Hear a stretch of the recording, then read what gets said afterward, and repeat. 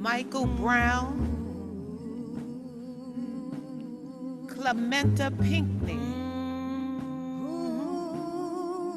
Tywanza Sanders, Amadou Diallo, Sandra Bland, Sharonda Coleman Singleton, Walter Scott, Susie Jackson, Sean Bell, Tamir Rice, Ethel Lance, Christian Taylor, Cynthia Hurd, Eric Garner, Myra Thompson, Trayvon Martin, Daniel Simmons, DePayne Middleton Doctor, Freddie Gray, James Byrd, Emmett Till, Kamani Gray, John Crawford III, Columbine, Sandy Hook, Virginia Tech.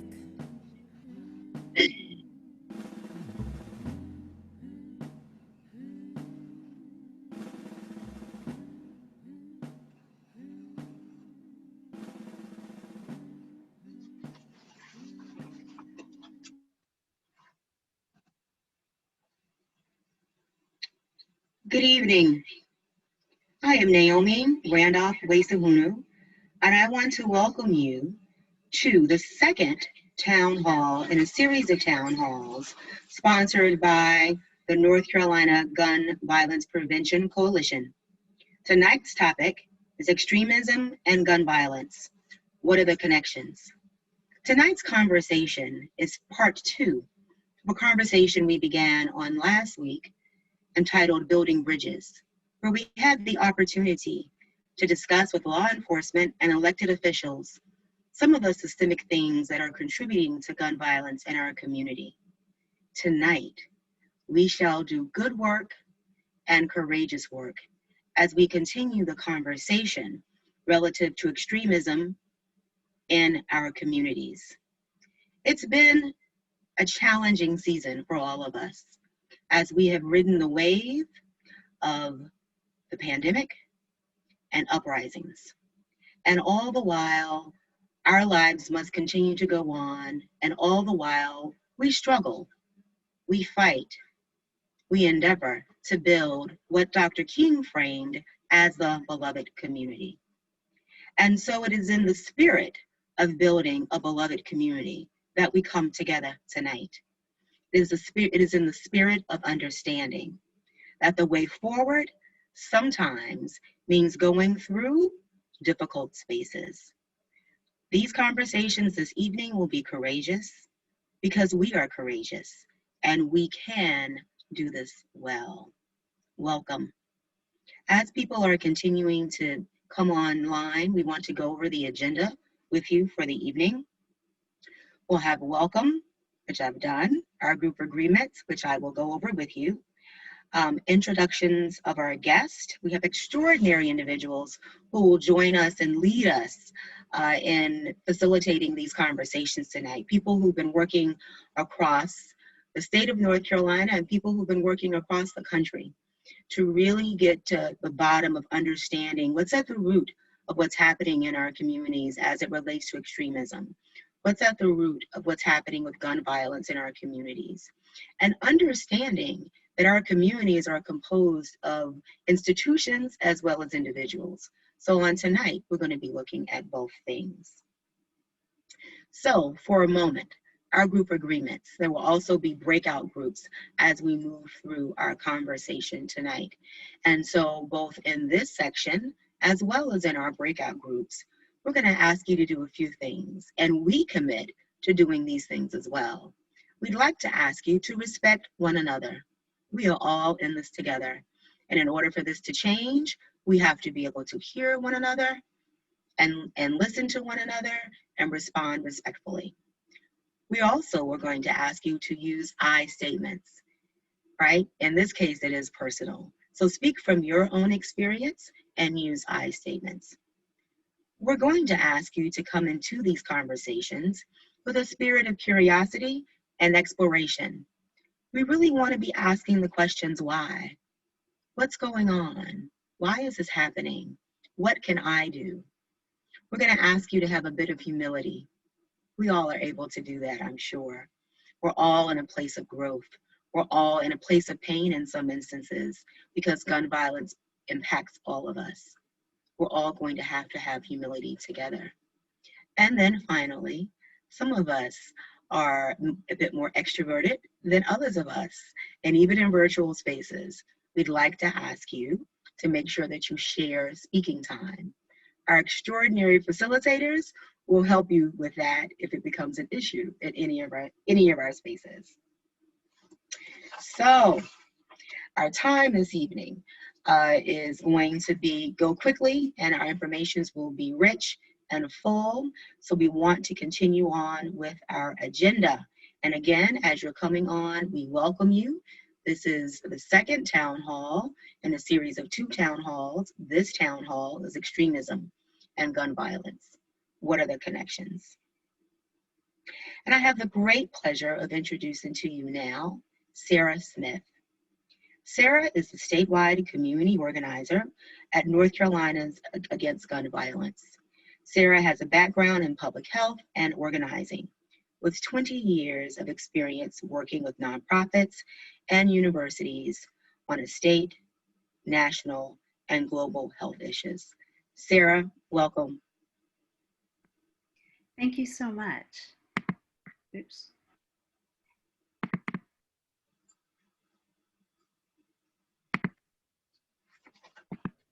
So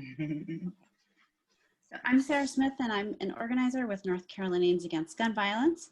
And I'm going to share some data from 2020 about firearm purchases and background checks, as well as some longer term gun violence data in North Carolina.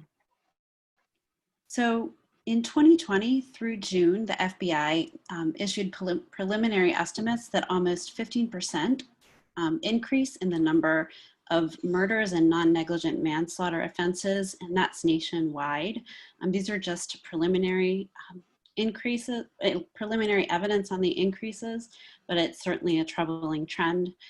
And through August of 2020, again from FBI data, we saw almost 26 million federal background checks completed as of the end of August, which is near the total number of background checks for all of 2019. We've been averaging around 3 million a month this year nationwide. And anecdotally, nationwide and in North Carolina, many firearms purchases are being purchased by first-time gun buyers. 2020 pistol purchase permits in North Carolina have also increased dramatically. This has been reported across the state. For example, in Wake County, they had five times the number of applications from May 3rd through mid-August compared to last year. So the Wake County Sheriff tried to halt the receiving of applications in order to catch up with the demand, but he was sued by a guns extremist group in North Carolina, and so their office had to continue accepting and approving the pistol purchase permits, and in order to do that, they've had to increase staffing as well as hours on that task, and that's just in one county in North Carolina. We've also seen increases possibly stoked by the extremist rhetoric by people in power. For example, the Lee County Sheriff told people in his area on Facebook to be prepared for anything from natural disasters to civil unrest and COVID-19, and urged them against being, sorry about that, and urged them against being soft targets. So very worrying trend. When we think about other groups that should not have access to guns, we think about kids, and in North Carolina, about 1 out of 3 parents owns a gun, and of those gun-owning parents, over 1 in 4 guns are secured in those homes. So that's a lot of kids in North Carolina with access to unsecured firearms. CDC defines legal intervention deaths as injuries inflicted by police or other law enforcement agents, including military while they're on duty, while they're arresting lawbreakers, suppressing disturbances, or maintaining order. So in North Carolina, white North Carolinians have the highest number of legal intervention deaths, but Black North Carolinians have the highest rate. It's about 54% higher than it is among white North Carolinians.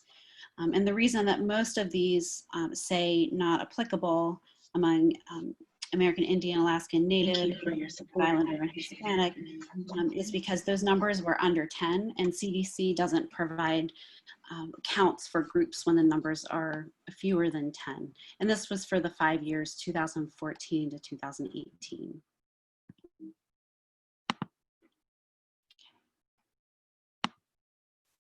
So homicides, if we look at race and ethnicity, Black and Native North Carolina populations suffer the highest firearm homicide rates compared to other groups in the state. That low point on the gray, which is Native Americans in North Carolina, is not necessarily 0. That's just that the number was fewer than 10. And so CDC didn't provide that data.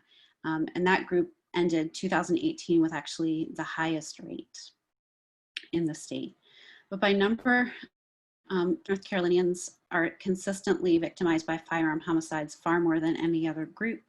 In 2018, 22% of the population was Black, and 67% of the homicides, or 238 deaths. So for suicides, the trend is a bit reversed. So firearm suicides among white North Carolinians went up steeply and are many times higher than any of the other racial or ethnic groups. And this group keeps climbing year after year. The number of suicides as well as rates are relatively stable in the other populations in North Carolina. And among youth in 2018, white youth comprised over 3 in every 4 youth suicide deaths. So if we look at males and suicide, there's almost an 85%, almost 85% of the firearm suicide deaths in our state in 2018 were among males, and that's 6 times the rate among females. And that rate and number keeps climbing as well. And between 2008 and 2018, there was an increase of 12% among males. So thank you, and I'll turn it back over to Naomi.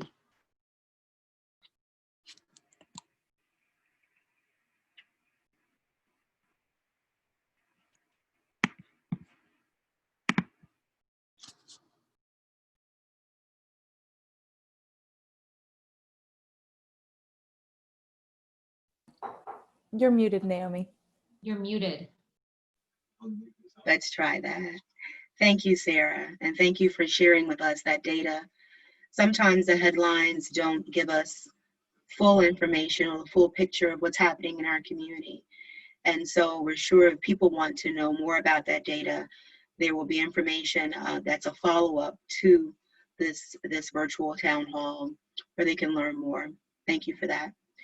So we have the data, an overview of the data, and we're going to shift now to really thinking about and talking about and hearing about what's happening relative to extremism. Our facilitator for this, our presenter, would be Gloria Pan. Gloria is a public interest advocate and campaign strategist. She directs a gun control program for Moms Rising, where she also leads on cross-organizational campaign innovation, campaign tools, member engagement, and rapid response. Gloria, welcome. Thank you so much, Naomi. I'm really happy to be here. I do have a PowerPoint presentation, so if you would be patient for a moment and let me get that up.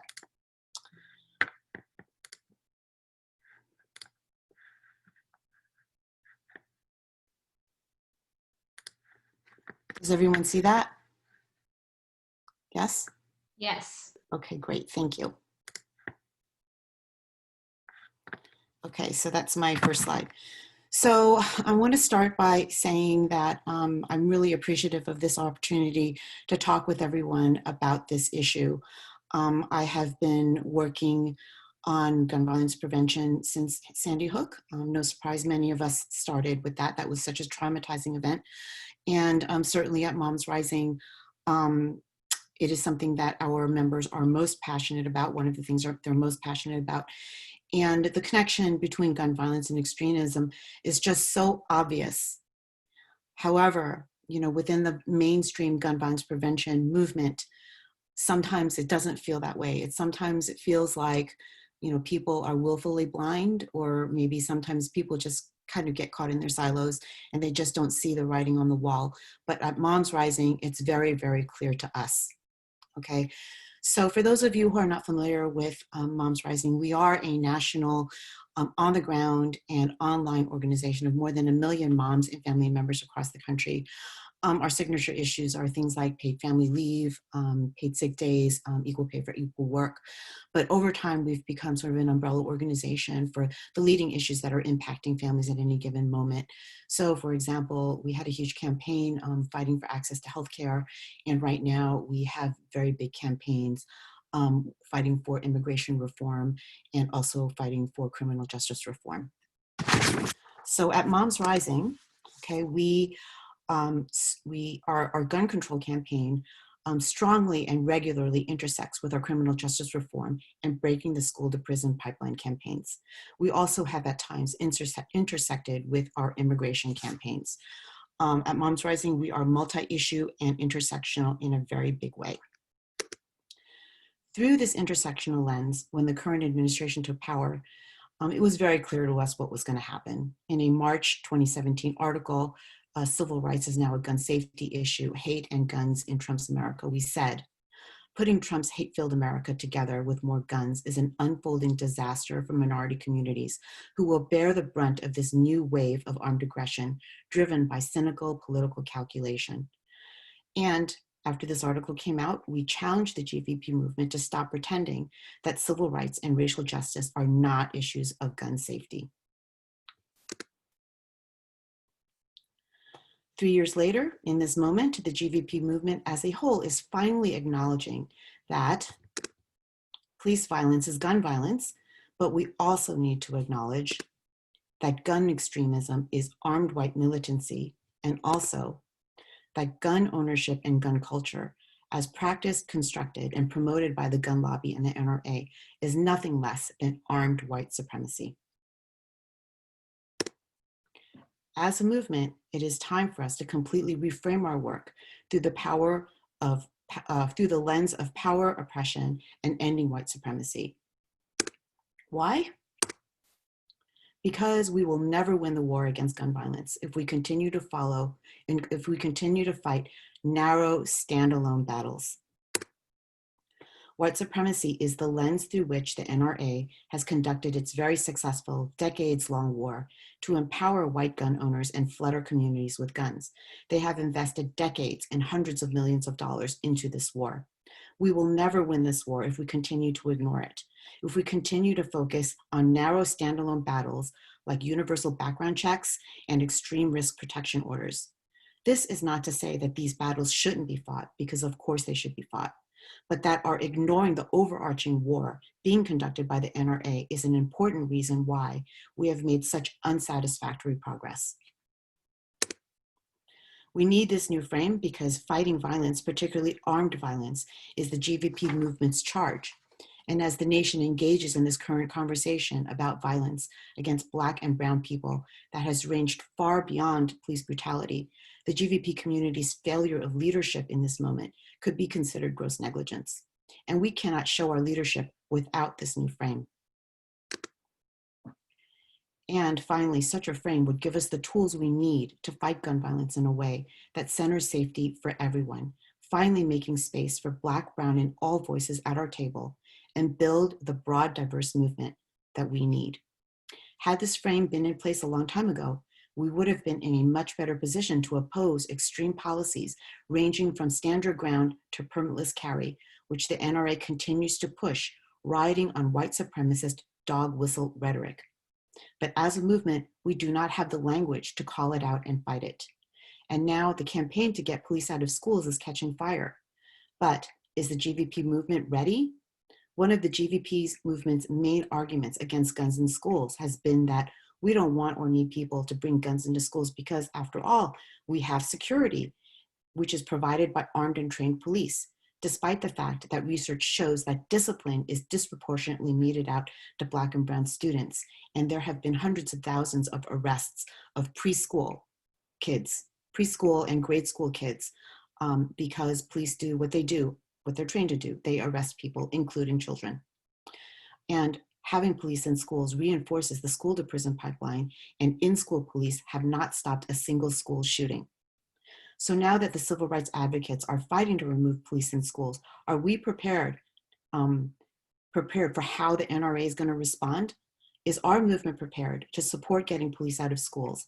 How is our movement going to hold up our end of this effort, which is to keep guns out of schools, period? How should the GVP movement reframe our work through the lens of power, oppression, and to stop white supremacy? I have a few suggestions. First of all, let's invest in educating our movement so that every GVP advocate has the understanding and the vocabulary to talk about disparities and amplify it through their work. Let's invest in developing messaging that supports the overarching frame. Here are a couple of examples of how Moms Rising does it. This is from our Paycheck Fairness Act campaign.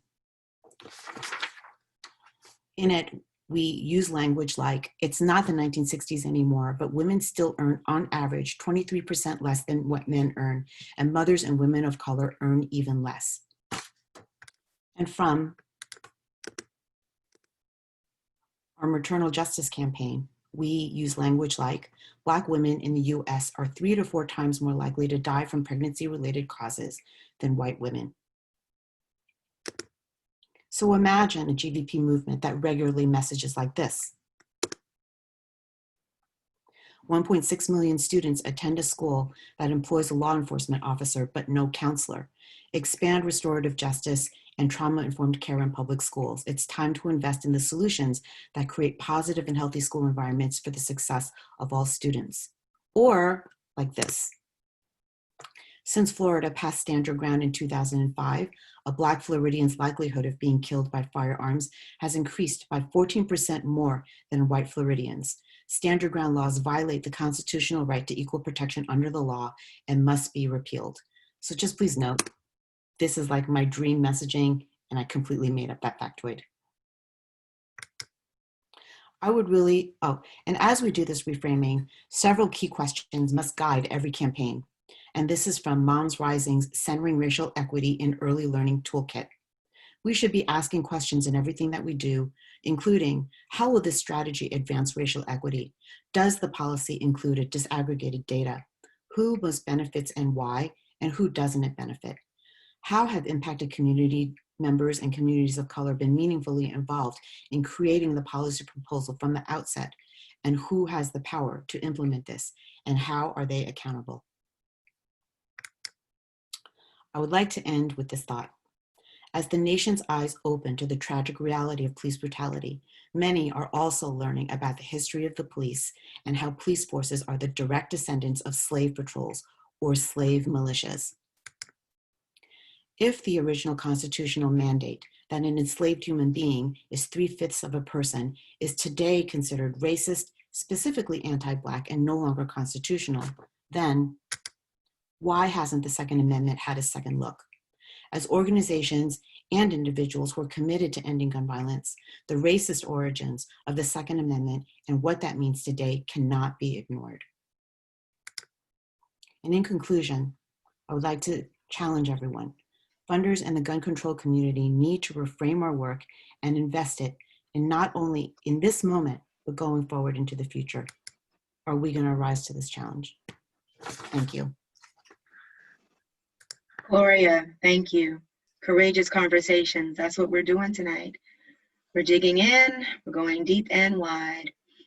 Educate, developing new messaging, and also taking a look at where racial equity fits into your strategy in your organization, in your place of worship, in your family structure. How are we engaging these things? Thank you. So, we've been courageous, we've taken a breath, we've heard about the data, we've talked about what extremism is looking like right now. Let's go a little further together. We want to talk about this idea of and the understanding of white supremacy and its impact, right, on gun violence, but also as a source of why gun violence exists in our communities. Our presenter will be Karen Heldelman. Karen lives in Durham, where she and her husband are raising 3 boys. She is a medical anthropologist. That's a lot. That's a great thing. And trained in public health. She has backgrounds that shape her work as a gun violence prevention activist and community organizer. She recently served as vice chair to the City of Durham's first Racial Equity Task Force. Karen, welcome. Hey, thank you, everybody. Thank you, Naomi. What a great introduction. I'm going to sit here and get my screen sharing going so we can get started. All right. You gotta love the Zoom, people. You gotta love the Zoom. All right, so I'm so thrilled to be following Gloria's talk. My name is Karen Haldeman, and as Naomi just said, I just recently rotated off the task force for the City of Durham, where we spent 2 years talking about white supremacy, naming whiteness in our communities, and understanding racial equity as an intersectional and topic that we absolutely have to highlight in our city and our policies and our the way that we behave towards one another in our communities. So I first want to say, let's slow down a minute.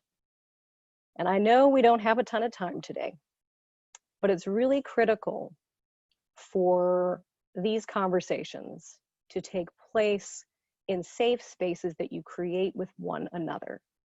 I will tell you, I walked into a employee training. I'm starting a new job, walked in a couple of days ago, dropped this term white supremacy, and everybody was like, whoa, because people weren't really prepared for it. However, during that conversation, I had a coworker say, you know what, probably 6 months ago, a year ago, I might have been a little more startled. He said, now I feel like we need to talk about it. So I just want to say that these conversations take time.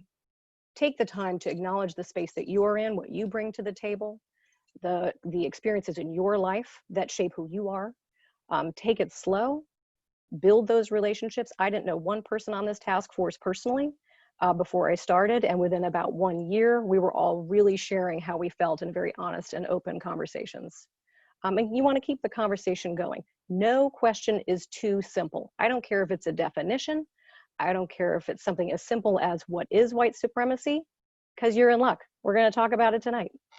So we're going to go through a couple of different definitions that aren't, super fancy. But I will let you know too that this is some of these definitions come directly from the Racial Equity Task Force report, and I have a link to that I can drop in the chat if it will let me at some point. I'm not sure if it will let me drop it right now, but I will drop it into the chat. It's a public document. Anyone can read it. So we're going to talk tonight about what we mean by white supremacy, a definition. We're going to think about it as something that's visible as well as invisible, and the features that it has in the epidemic of gun violence. We're going to talk about what we mean by whiteness. Why is it different? How is it different? And why is it important in understanding gun violence? And then we're going to talk about a call to action, because I always like to get people moving by the end of my conversation. So I really wish I could be with you all. I mean, I know Zoom's great and all, but I really do wish I could be with you all. So I want to throw that out there. And I'm so glad for everybody who came and is spending some time tonight with us all. So what do we mean by white supremacy? And like I said, there's no question that is too simple. And this document, I will tell you, in the city of Durham, has a great glossary. And it's all linked throughout the document. You can click on words that you don't, they want a more full definition of, and this is one of those. So what do we mean by white supremacy? It's the ideology that white people and the ideas, thoughts, beliefs, and actions of white people are superior to people of color and their ideas, thoughts, beliefs, and actions. And a lot of us associate this with extremist groups that we can name, certainly historically the KKK, neo-Nazis. There are so many, I feel like there's so many more right now. And it could be that they've always been there, but I feel like there's been a bit of a growth. But it also refers to the political and socioeconomic system where white people enjoy structural advantages and rights that other racial and ethnic groups do not, both at a collective and an individual level. So what are some features of white supremacy? There are visible features, there are invisible features, and we can talk about the features that are in the epidemic of gun violence. When we think about visible features of white supremacy, I am thinking, I wanted you to just take 5 seconds and think about what comes to mind.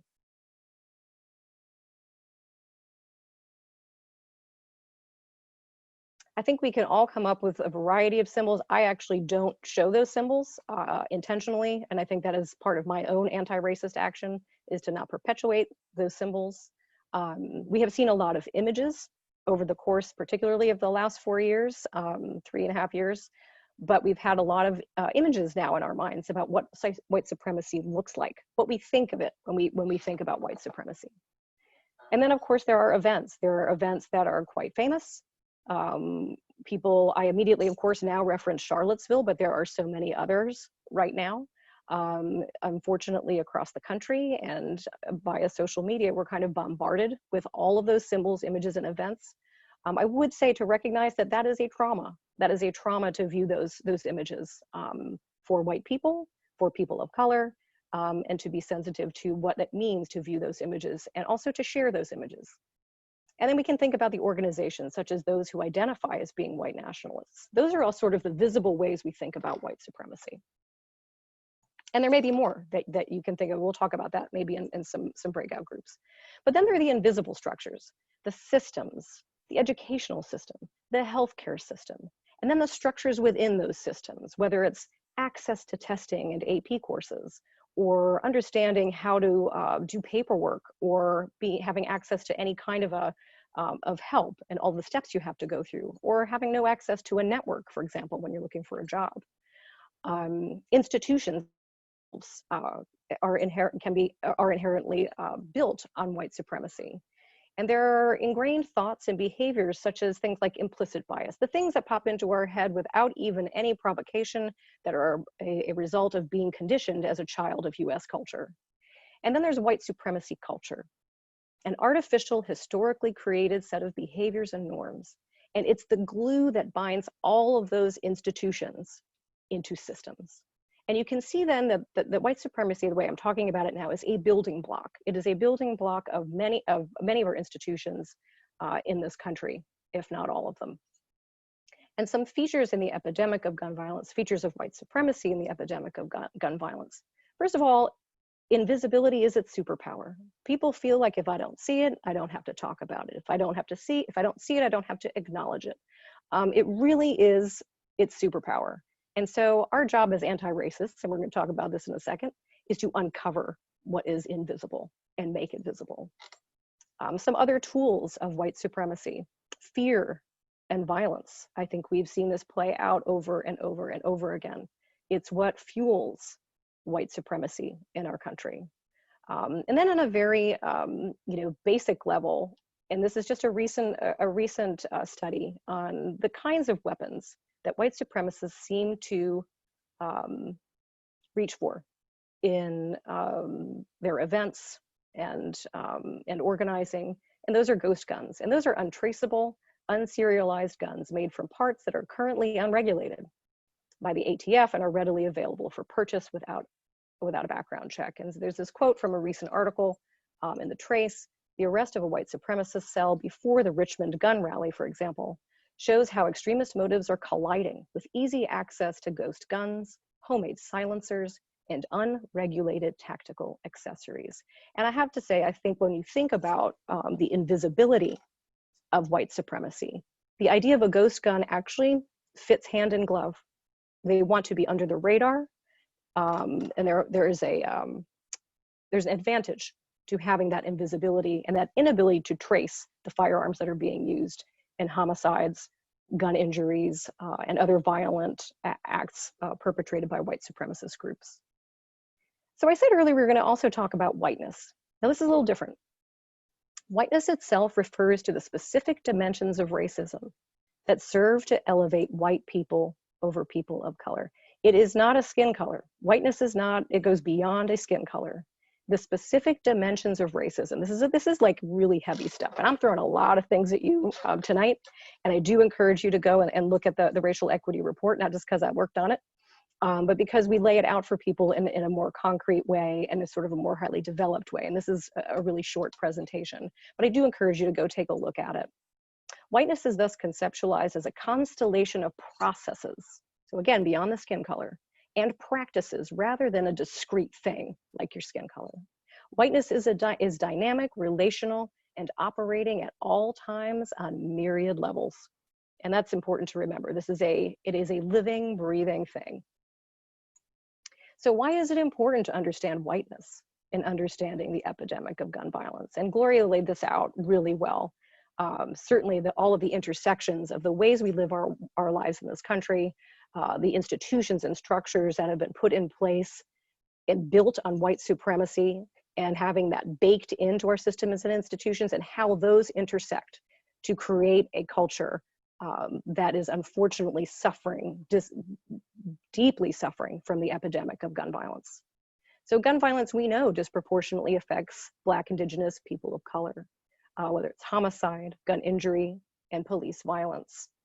Systems, this is where we're going to go deep. Systems such as our educational system, our criminal legal system, our housing system, our healthcare system, our economic system are working as they were designed to work, to privilege and protect white people over Black, Indigenous, people of color, and to disadvantage Black, Indigenous, people of color to the extent that survival is a way of life. And when survival is the way of life, people begin to reach for ways where they can exert their own power.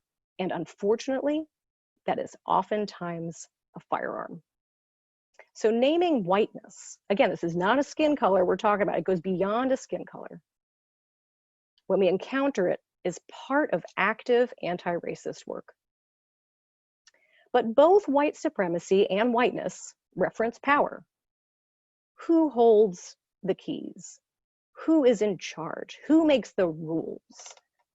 White supremacy is that ideology. It's that way of thinking.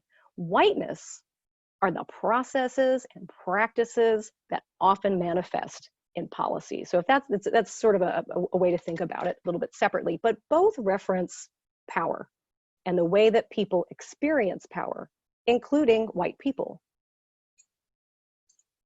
So again, we have talked a lot about some really heavy stuff.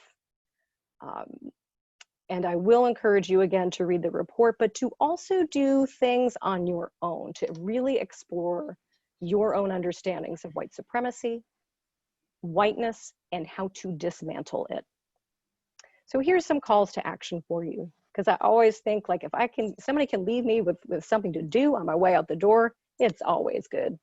So the call to action is to be an active anti-racist. So who's an anti-racist? Again, no question is too simple. An anti-racist is someone who is supporting an anti-racist policy through their actions or expressing anti-racist ideas. This means in conversation even. This includes the expression or ideas that racial groups are equals and do not need developing, and supporting policies that reduce racial inequity. This source, How to Be an Anti-Racist, is quite popular, very accessible. I ask you to take a look at it or educate yourself in other ways, but to really be intentional about understanding what it means to be an active anti-racist. And your number one goal is to do no harm. To do no harm as an anti-racist. So where do I start? Read. Educate yourself. No question is too basic. If you learn one thing from me today, no question is too basic. Get yourself some training. The Racial Equity Institute is right here in Greensboro, North Carolina. They train all over the country, but there are other people too who do that racial equity training. After you do that training, join a racial equity caucus. That's a caucus, they call them affinity caucuses. A white affinity caucus is one that I would belong to, so that you can really drill down on the issues that you want to develop in safe spaces where people are honoring one another's thoughts and ideas. Talk to one another. We have kept secret for far too long as a country. We don't like to talk about it because it's too tense. It makes us uncomfortable. You know what? Discomfort is terrific. It is a terrific place to be because it means we are moving forward. Do not be afraid of discomfort. Do not be afraid of tension. Obviously, you want to do no harm, but understand that these conversations are going to come with that tension, and that's okay. Build those relationships, build those safe spaces. And finally, name whiteness. Our job is to make those invisible things that are part of our culture, we don't even know it. Make those invisible things visible and bring them into the light to shine that light on them. Thank you. Karen, thank you. Again, courageous conversations. And when we make the invisible visible, we all are leading or being led by light to liberation. So let us continue to really strive to push through in those hard spaces, to make ourselves a little uncomfortable, and to understand that white supremacy impacts all of us everywhere we are, regardless of class, regardless of race. We are all impacted.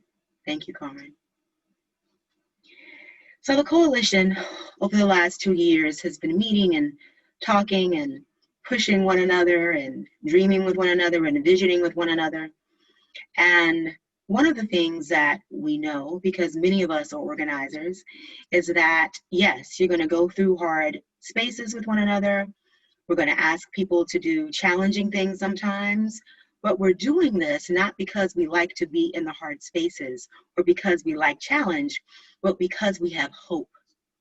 And we truly want to build a better community for ourselves in honor of our ancestors and for our children. And so, coming to present now that this idea of hope is an action, that when we are struggling together, we are also creating hope, is Gerald D. Gibbons Jr. Gerald is the president of the Raleigh Apex National Association for the Advancement of Colored People, the NAACP, covering Apex, Cary, Fuquay-Varina, Garner, and Holly Springs, Marsville, and Raleigh, which consists of about 900,000 residents.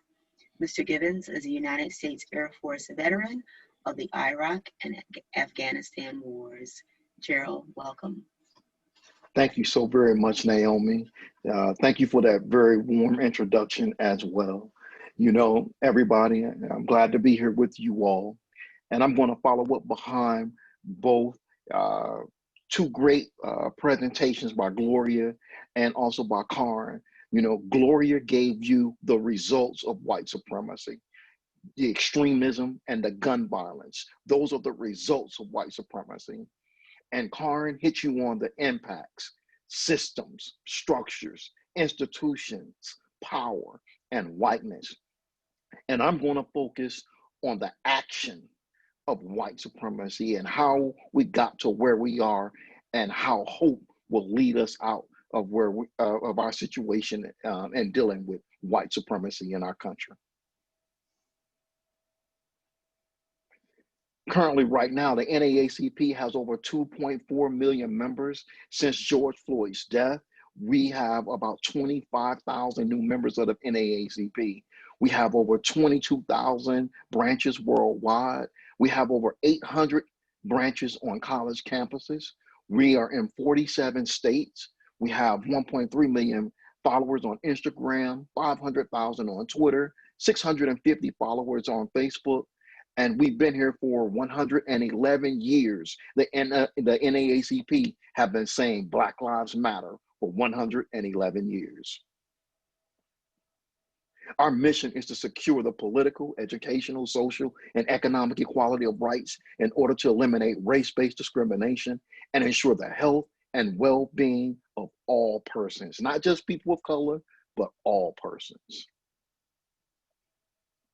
So we're going to kick right off into this and go into the root of what really spun off this creation of white supremacy and how it manifested. It all started with those first 20 enslaved Africans who arrived here in Virginia in 1619. By 1690, all of the colonies had slaves.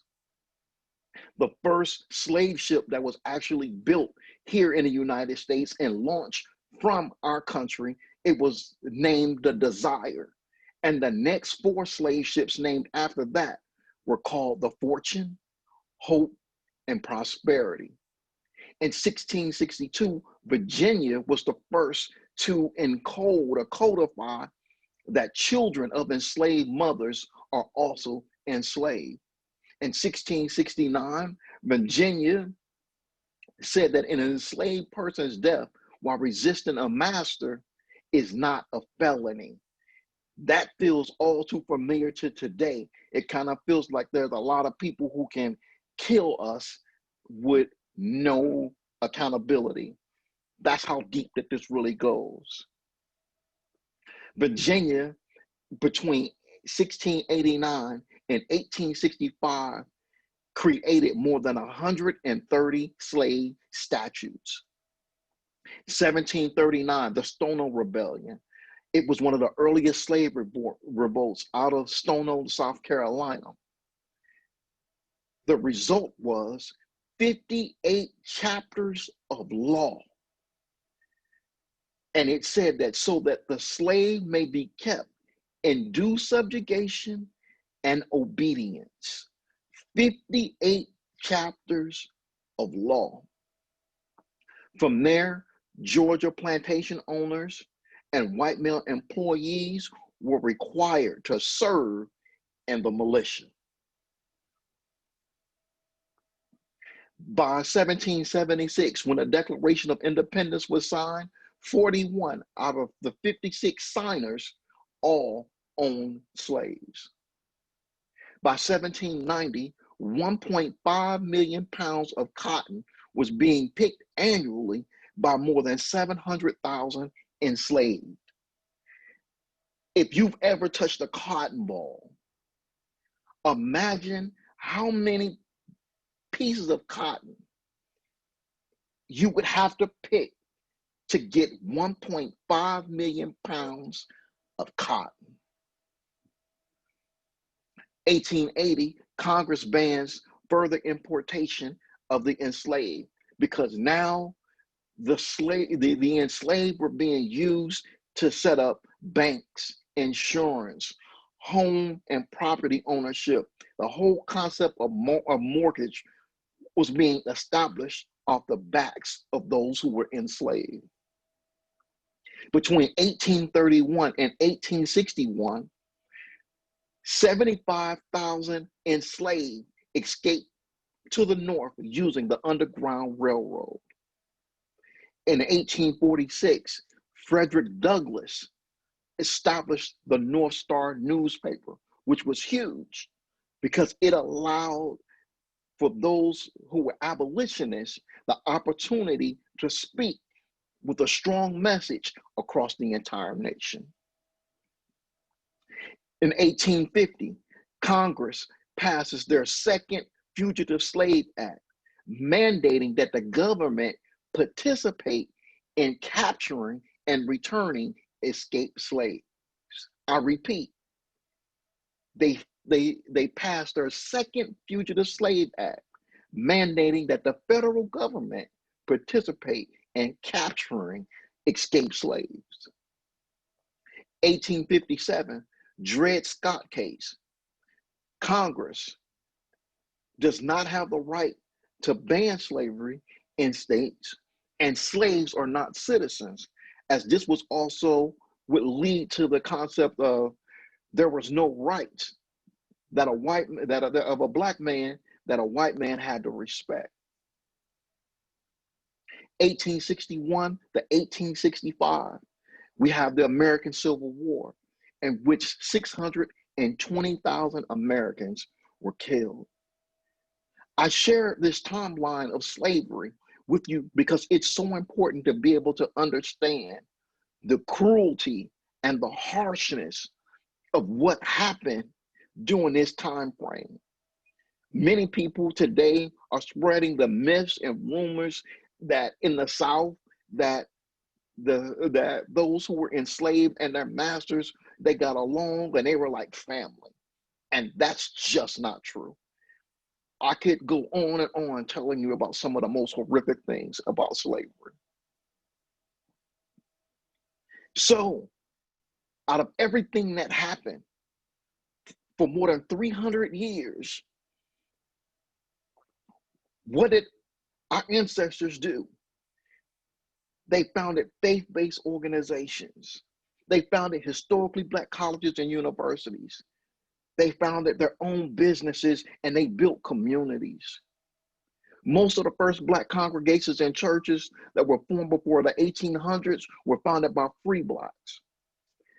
And many white Protestants and ministers moved to the South after the Civil War to establish churches where Blacks and whites could worship together.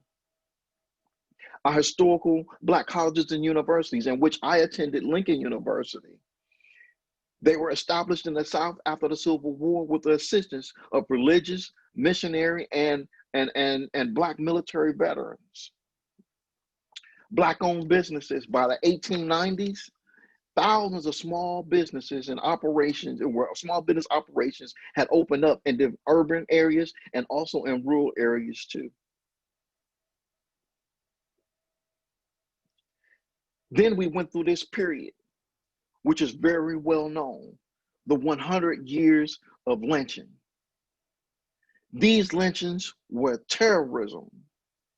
Terror lynchings peaked between 1880 and 1940 and claimed the lives of African American men, women, and children who were forced to endure the fear, humiliation, and barbarity of this widespread phenomenon unaided.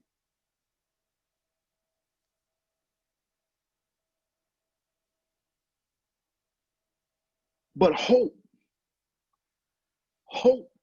is all about taking action. The executive order of 9981, a World War II veteran, was trying to come home back here to North Carolina, and his eyes were pushed out by law enforcement officers at a bus station.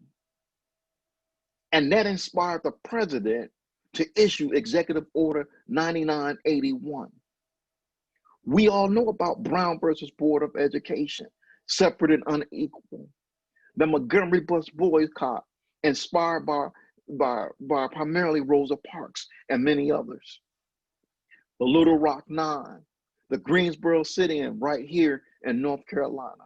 The Freedom Rise. If you look at this photo here to the right on the slide, those are all individuals that were arrested that participated in the Freedom Rise. Look at the diversity in that. Look at the love in that. Look at the hope in that. Look at the action in that. The Civil Rights Act of 1964. The Selma to Montgomery March. And as we think about John Lewis. The Voting Rights Act of 1965. And the Fair Housing Act, which was passed just 2 years before I was born. Hope pushes us forward. And one of my favorite quotes from one of my favorite books, The Souls of Black Folks by W.E.B. Du Bois, who was one of the founders of the NAACP. In its place stood progress. And progress, I understand, is necessarily ugly. In 2012, I was sitting at my desk at the Air Force Intelligence, Surveillance, and Reconnaissance Agency when I got the word about Trayvon Martin. And I had the worst feeling in my stomach because I realized that I could have been Trayvon and that my son could have been Trayvon too. And for the last few years, it's just been a steady drumbeat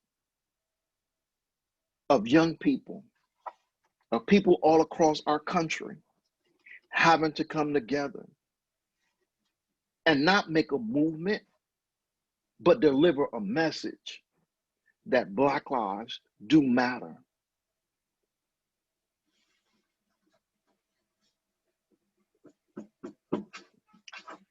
Our former First Lady said, the men and women of the NAACP have stood up and sat in and risked life and limb so that the African Americans could take their rightful places.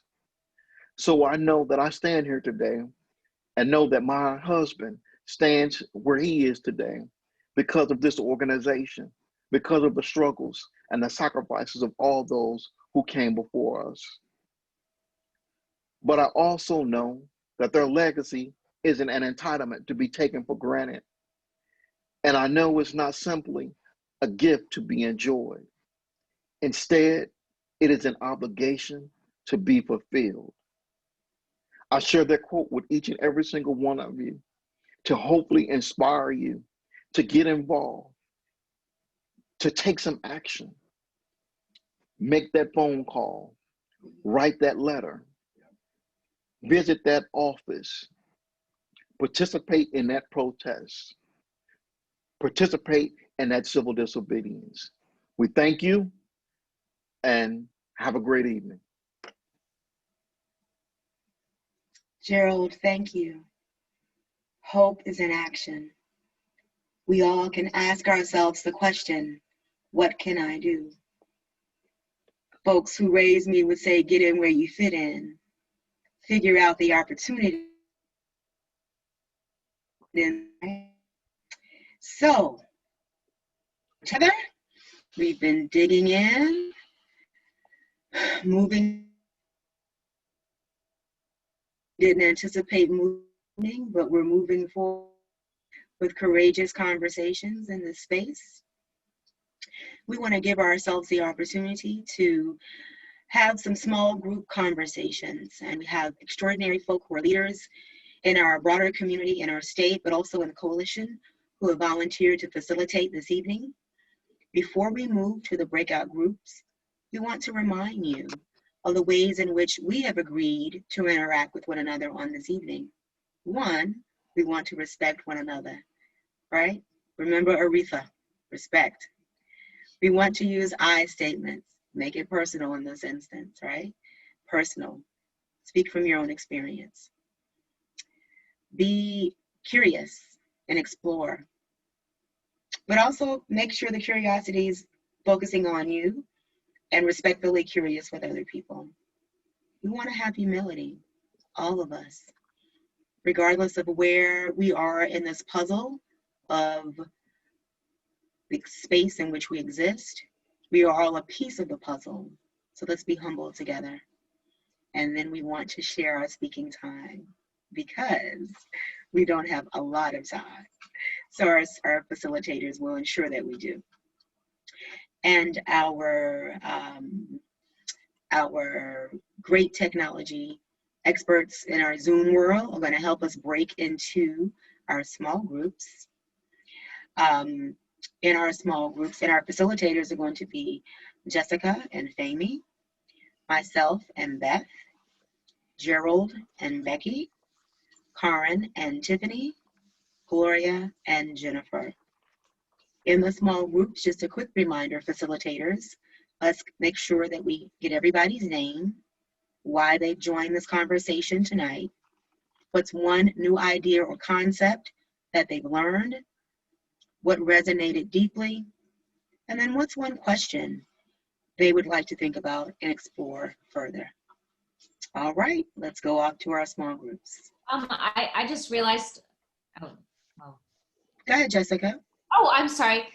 Even though this is being recorded, the small group conversations will not be recorded. Okay, thank you. We'll see you in just a few moments.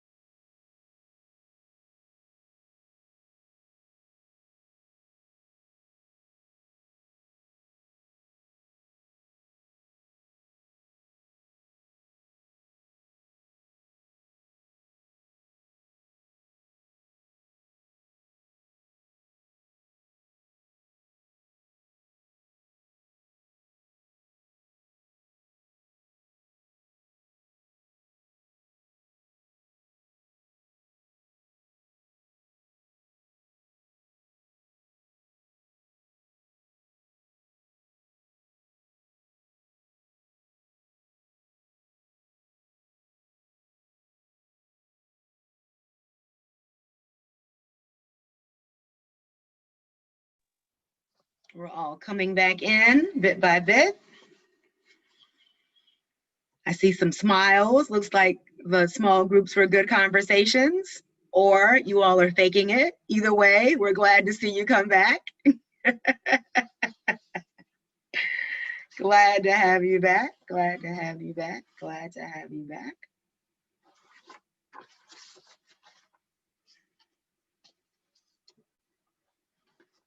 Are we still coming back in? I think we're going to do a screen share in a moment of Jessica's screen.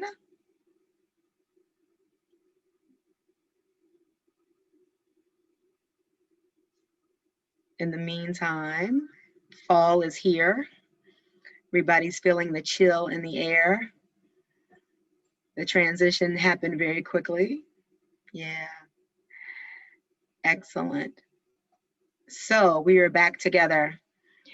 We have had a really intense evening together. Some of us have been able to see one another. Some of us have been a voice on the other end behind a picture or a screen. We have had the opportunity to think about perhaps some things that we have not thought about before, individually and or institutionally. And we also in our small groups had the opportunity to dig into what's possible. We want to thank Sarah and Gerald and Karen and Gloria for one, taking the time to pull their information together and to present it in such a way where we could all receive it. We're grateful for that. We want to thank the North Carolina Council of Churches and Rachel, who has been our Zoom facilitator, just working through all of this for us tonight. We want to thank the planning team, who has done an extraordinary job in putting together these two conversations. And if you'd like to have more conversations, we want you to let us know. We want you to be in touch with us. We also want you to join the coalition. We'll talk a little bit more about that in a moment. That's possible as well, to dig deeper into these spaces.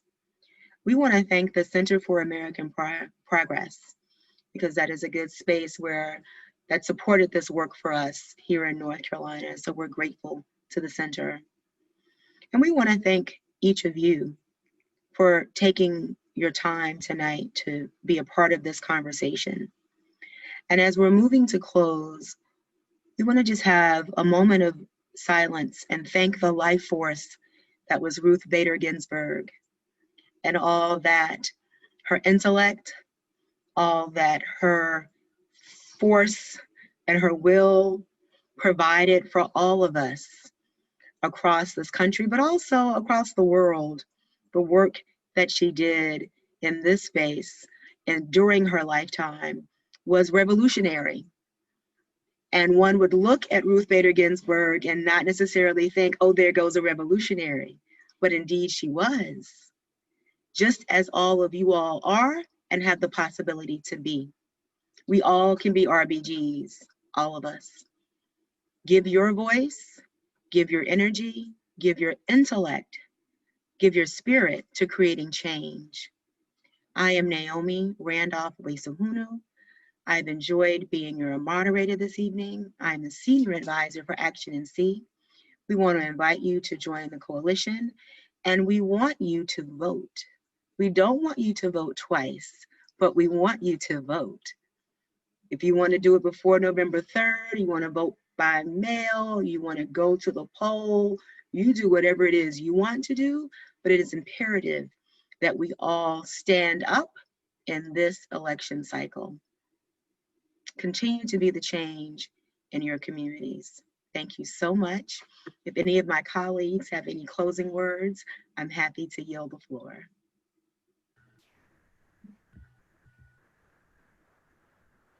Hey, this is Gerald. Just want to go ahead and emphasize to everybody, get out there, like Naomi said, vote, vote, vote.